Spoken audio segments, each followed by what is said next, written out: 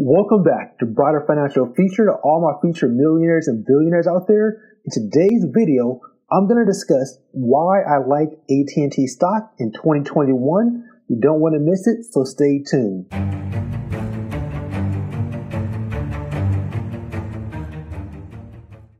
Now, just a disclaimer, I'm not a financial advisor.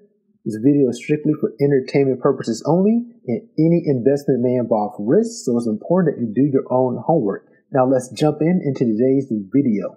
One of the reasons why I love AT&T in 2021 so much is HBO Max. In 2020, HBO Max exceeded subscribers' targets for AT&T. AT&T is 2 years ahead of initial forecasts. HBO Max ended 2020 with more than 41 million HBO Max and HBO subscribers in the United States and nearly 61 million globally.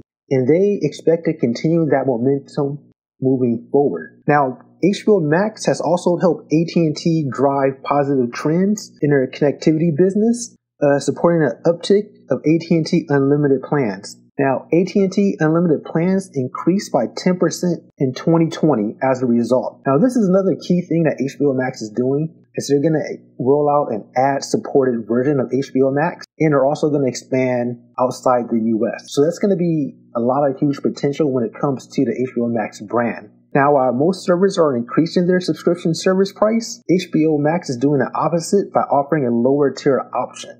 Because right now, Disney Plus is $6.99 versus HBO Max $14.99. Disney Plus, the only thing they can do is increase their price over time. The good thing about the current price of HBO Max is they have the ability to offer a lower tier. And that's going to be an ad-supported version coming soon, I believe in June. Now, AT&T expects between 120 million and 150 million worldwide HBO Max and HBO subscribers by the end of 2025. And now that's up from the 75 to 90 million projected in October 2019. So far right now, they're really killing it when it comes to their HBO Max subscription service. So hopefully they can continue that momentum. Now, they expect $15 billion in revenue for the business by the end of 2025 when it comes to their HBO Max and HBO subscription services. Now, Warner Brothers and AT&T are one of the only few people who are actually releasing movies. Now, when it comes to HBO Max, they're releasing their new movies at movie theaters in addition to HBO Max. Now, when Tom and Jerry was released, they opened at $13.7 million. The Debate marked the second highest domestic box office opening during the pandemic era. This is with New York and LA closed, which is some of the biggest markets when it comes to the movie business. They was only beaten out by another AT&T Warner Brother movie, Wonder Woman 1984. So even though Tom and Jerry and Wonder Woman are on HBO Max, people are still going to the movie theaters watching these movies as well. So they're getting more money in both places. And actually, that's one of the great benefits about HBO Max. They're not limiting themselves to just streaming. They're making sure the movies are going to be in movie theaters as well. And I think that's something maybe Netflix could work on as well, as far as expanding outside of this streaming, because sometimes you want to see a movie like, say, King Kong, or you just want to kind of go out to a movie theater. And I think that's the good thing about HBO Max. Their big movies is playing at you get the option either to go to the movie theater or stay at home and watch it at home if you do subscribe to the HBO Max service.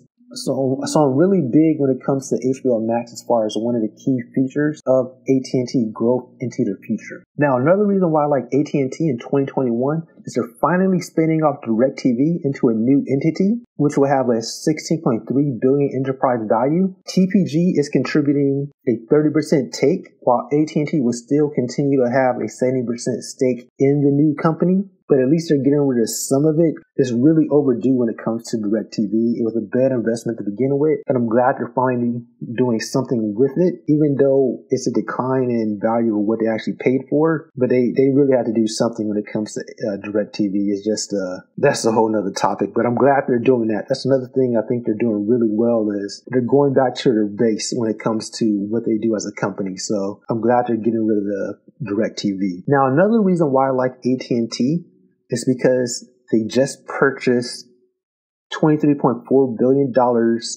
worth C-band spectrum, really investing heavily into 5G infrastructure. AT&T is the second largest spender behind Verizon. Verizon really went heavy when it comes to their spectrum spending. But really when it comes to a wireless carrier company, this is something they're going to have to do to really compete and really maintain the future. So I don't like adding to their debt, but I think it's something that had to be done to be competitive now and into the future. So I think even though it added to the debt, I do think that was a positive when it comes to AT&T stock. Because now not only are they investing in their wireless company, but they're also investing in their streaming service as well. So they're kind of like a 1-2 hitter. They have two avenues for success. And the main reason why I love AT&T stock is the dividends. I'm a dividend investor for the most part. I love dividends. That's the reason I really like AT&T stock in 2021. AT&T anticipates in 2021 revenue growth of about 1%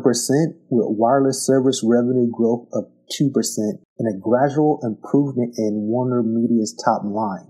Now in 2020, the free cash flow was $27.5 billion, which allowed AT&T to finish the year with a full year dividend payout ratio of 54.5%, which is pretty good for AT&T. In 2021, they expect $26 billion in free cash flow, which is a little lower than 2020, which I don't like as much, but they're not increasing the dividend. I doubt it. That will help out. And they're really using the extra money to pay down their debt, which is going to help out a lot. Just paying down their debt, each year the company pays down its debt, they'll save over $500 million in interest payments going forward. So really, they really got to manage their debt. Once they're able to really pay down that debt load, they'll really free up more cash. But this is a cash-heavy company. They have a lot of free cash flow. And that's the reason why they're still able to pay their dividend, but they also have a lot of debt. That's the only real issue with this company is the debt. And they always have to, in the cost of the infrastructure, like the 5G they have to recently purchase. So, but overall, if you look at the 50-day moving average, the share price is about 28.98 cents. And for the 200-day is $28.82. So anything below $30, I still like this company. It's been kind of fluctuating lately, a little bit past 30 depending on the day. I still like the company under 30, so I might pick up some more shares, but I'll definitely reinvest the dividends under 30. But I really feel like this company is going to take off soon, sometime this year, especially because of HBO Max. You have King Kong coming out, you have Mortal Kombat. They have a lot of things going for it, and if they can really continue to increase these HBO Max and HBO subscription numbers, this stock could really do well this year, as well as increasing their AT&T wireless subscribers with 5G. So yeah, those are my overall thoughts when it comes to AT&T stock. I like a lot of things that they're doing recently, so I just wanted to kind of do a quick video about what are the things I like about AT&T. Just a disclaimer, I am an AT&T shareholder. I like what they're doing with DirecTV, kind of spinning off into its own thing. HBO Max, I see a lot of potential when it comes to HBO Max. That's really why I like AT&T stock the most, because I see a lot of potential with AT&T when it comes to HBO Max. That's the reason why I'm really betting on AT&T.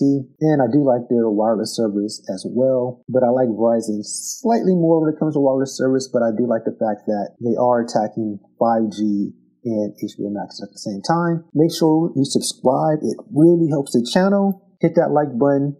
Leave a comment below. Let me know, do you plan on buying AT&T stock? Do you own AT&T stock? Do you even have HBO Max? Or are you an AT&T wireless subscriber? Leave your thoughts, comments, and opinions below. If you're interested in investing, I do have links in the description. And that's all I got for you. Peace.